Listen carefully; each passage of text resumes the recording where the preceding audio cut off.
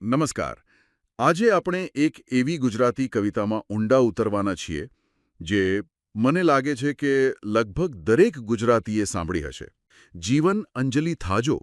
પણ મને ખબર છે એક સવાલ થાય છે કે આજના સમયમાં જ્યાં આ બધા સેલ્ફ કેર અને સેટિંગ બાઉન્ડ્રીઝ જેવા વિચારો છે. હા, પુટિંગ યોરસેલ્ફ ફર્સ્ટ. એક્ઝેક્ટલી. ત્યાં આ સર્વસ્વ સમર્પણની વાત એ કેટલી પ્રસ્તુત છે? અચ્છા. શું આ એક સુંદર પણ અવ્યવહારુ આદર્શ છે કે પછી આજના જટિલ જીવનને જીવવાનો કોઈ ઊંડો મર્મ આમાં છૂટાયેલો છે? ચલો આજે આ જ સવાલનો જવાબ શોધીએ. તમે જે પ્રશ્ન ઉઠાવ્યો છે ને એ જ આ કવિતાની ખરી કસોટી છે. શું આ કવિતા સમયની સાથે જૂની થઈ ગઈ છે કે પછી એ સમયથી પર છે?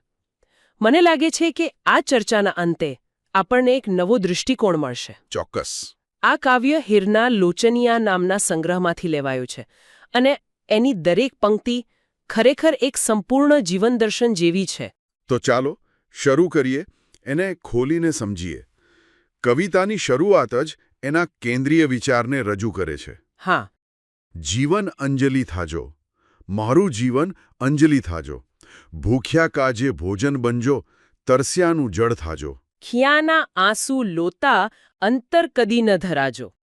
અહીં જે પહેલો શબ્દ છે અંજલિ, એના પર જ આખી કવિતાનો પાયો છે. બરાબર. સામાન્ય રીતે અંજલિ એટલે અર્પણ, બરાબર. પણ આપણે એનાથી થોડું આગળ વિચારવું પડશે. કઈ રીતે? જુઓ, આજના સંદર્ભમાં જ્યાં દરેક વ્યક્તિ પોતાની ઓળખ શોધી રહ્યો છે, પોતાનો હેતુ શોધી રહ્યો છે, હા, ત્યાં કવિ કહે છે કે મારો હેતુ બનવામાં નથી પણ અર્પણ થવામાં છે. મારું જીવન એક વસ્તુ ન રહે પણ એક ક્રિયા બની જાય, એક અર્પણ.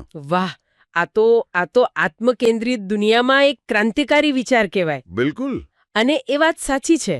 આ અર્પણ કોઈ અમૂર્ત નથી. કવિ એકદમ સ્પષ્ટ કહે છે. ભૂખ્યા કાજે ભોજન બનજો. હા, તરસ્યાનું જળ થાજો. અને અહીં ભોજન આપજો એમ નથી કહ્યું, ભોજન બનજો કહ્યું છે. બરાબર. અને આ બંનેમાં બહુ મોટો તફાવત છે. શું તફાવત છે? એકમાં તમે દાતા છો, તમારો એક અહંકાર છે, પણ બીજામાં તમે પોતે જ દાન બની જાઓ છો. તમારો અહંકાર ઓગળી જાય છે. સાચી વાત. પણ મારા માટે આ અંતરાની સૌથી શક્તિશાળી પંક્તિ છેલ્લી છે. કઈ? દીન દુખિયાના આંસુ લોતા અંતર કદી ન ધરાજો. હા, ખરેખર. એનો અર્થ માત્ર સેવા કરતા થાકવું નહીં એટલો સીમિત નથી. તો પછી? આ એક એવી માનસિક અવસ્થાની માંગણી છે જ્યાં કરુણાનો સ્ત્રોત ક્યારે સુકાય જ નહીં. અચ્છા. આધુનિક ભાષામાં કહીએ તો આ કમ્પેશન ફટીગથી બચવાની પ્રાર્થના છે. બરાબર. ઘણીવાર સમાજ સેવા કરનારા લોકો પણ એક સમયે ભાવનાત્મક રીતે થાકી જાય છે, પણ કવિ એવી ચેતના માંગે છે જે ક્યારે ધરાય જ નહીં, જેની સંવેદનશીલતા ક્યારે બુઠ્ઠી ન થાય. ઠીક છે. તો પહેલો આદર્શ છે નિસ્વાર્થ અને અનંત સેવાનો. પણ આવી સેવા કરવી, પોતાને સંપૂર્ણપણે બીજા માટે સમર્પિત કરી દેવું એ સહેલું નથી. જરાય નહીં.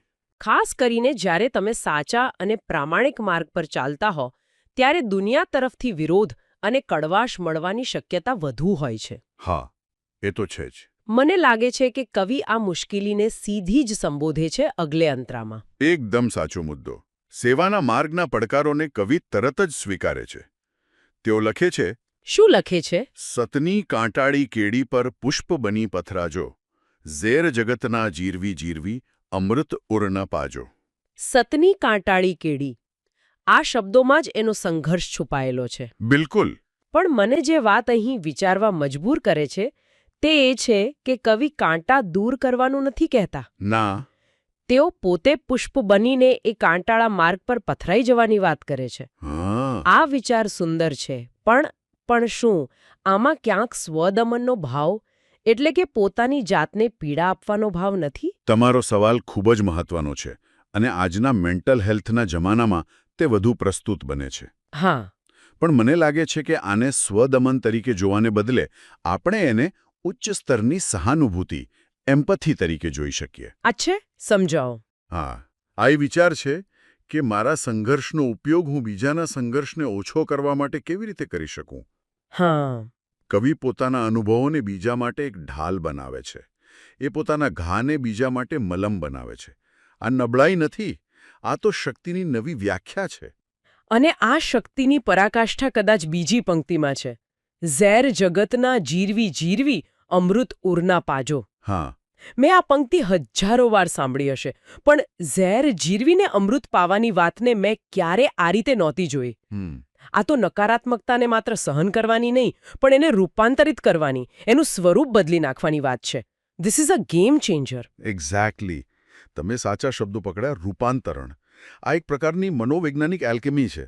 કેવી રીતે? આધુનિક મનોવિજ્ઞાન જેને પોસ્ટ ટ્રોમેટિક ગ્રોથ કહે છે, આ એનો આધ્યાત્મિક પડઘો છે. ઓકે.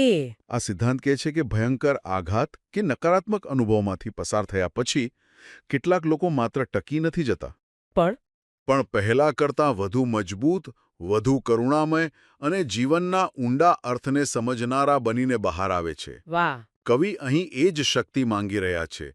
જગતના ઝેરને પોતાના માટે ઝેર ન રહેવા દેવું, પણ એને શુદ્ધ કરીને, પરિવર્તિત કરીને દુનિયાને પ્રેમ. फ्रेंड्स, इस वीडियो को पूरा देखने के लिए आज ही फ्लेक्सी टीचर ऐप सब्सक्राइब करें, जहां आपको मिलेंगे animated videos, digital books, text book solutions, notes, DPP और क्विज.